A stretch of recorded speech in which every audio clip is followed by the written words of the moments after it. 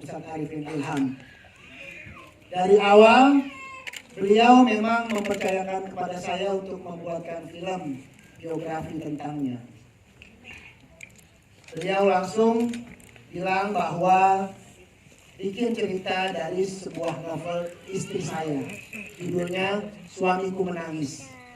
Waktu itu saya baca bukunya, saya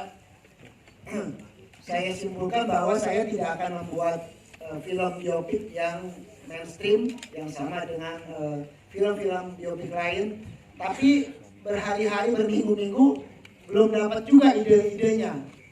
Nah, ketika itu almarhum mengajak saya untuk ikut zikir akbar.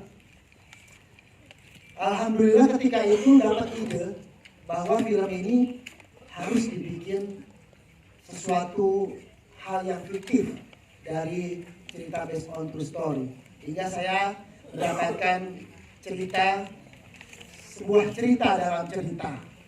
Jadi kisahnya di dalam kisah nyata ada kisah-kisah fiktif yang memang akan saya tampilkan untuk masyarakat pada umumnya.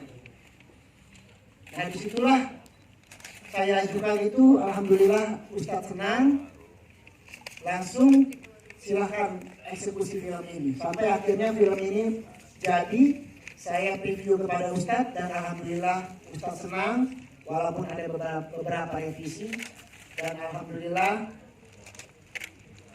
berjalan waktu memang banyak hambatan-hambatan, termasuk ketika mau tayang waktu itu Ustadz sedang sakit, dan alhamdulillah kita bisa menyampaikan amanah beliau untuk menayangkan film ini.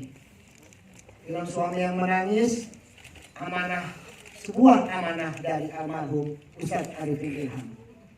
Demikian dari saya. Terima kasih. Terima kasih, boleh kasih tepuk tangan ya dong. Allah wabarakatuh. Ya, alhamdulillah sebelumnya mohon maaf ya, saya telat. Alhamdulillah, jadi singkat cerita 2 tahun lalu almarhum meminta saya pribadi untuk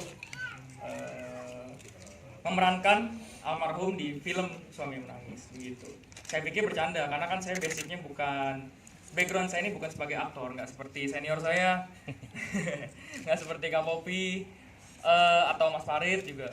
Tapi karena almarhum bilang yang kenal Abi ini cuma kamu, Abi nggak mau orang lain yang meranin Abi begitu kan. Dan kita ini sebagai anak, kalau misalkan Abi udah bilang A, kita nggak bakal bisa bilang B gitu. Yaudah, Bismillah, saya maju demi almarhum. Jadi kita sudah syuting 2 tahun lalu dan memang harusnya itu tayangnya tahun lalu sebenarnya. Jadi almarhum sudah nonton film ini dari sebelum sakit, ya dari sebelum sakit. Bukan ketika sakit baru nonton, bukan. Tapi dari sebelum sakit sudah nonton, sudah merevisi langsung, dan memang harusnya tayang tahun lalu. Tapi ketika mau penentuan tanggal tayang, almarhum jatuh sakit. Disinilah banyak tertunda. Gitu. Kita pengen kontak susah karena kan waktu itu almarhum Abi saya dirawat di Penang. Singkat cerita, tidak lama kemudian almarhum wafat ya.